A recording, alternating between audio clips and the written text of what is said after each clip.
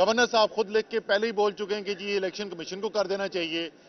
Election commission لکھ کے governor کو بول چکا ہے کہ 9 اور 13 تاریخ کے درمیان ہو جانی چاہیے. تو ان کی پوزیشن تو بالکل واضح ہے.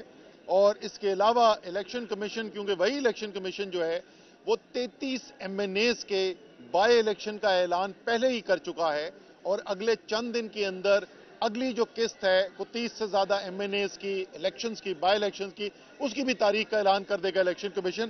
تو ظاہر ہے الیکشن کمیشن یہ سمجھتا ہے کہ اس وقت ملک میں جو حالات ہیں اس میں کوئی ایسی وجہ نہیں ہے جس میں بڑے پیمانے میں سارے ملک کے اندر الیکشن نہ کروائے جا سکے.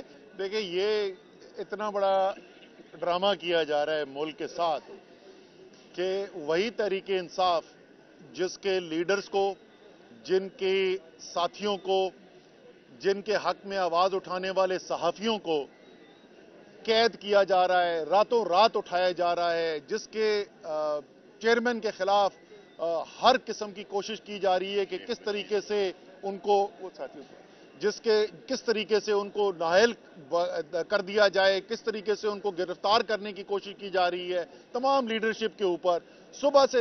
اب یہ قوم کو یہ بے وقوف بنانے کی کوشش کریں کہ جی ہم تو چاہتے ہیں کہ پوری قوم مل کے ساتھ چلے. ان کو شرم آنی چاہیے کہ قوم یہ سمجھتے ہیں کہ اتنی ناسمجھ ہے.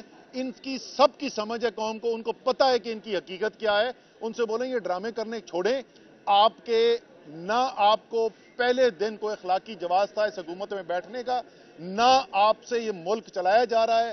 آپ نے بیڑا غرق کر دیا اس ملک کا، اس کی عوام کا.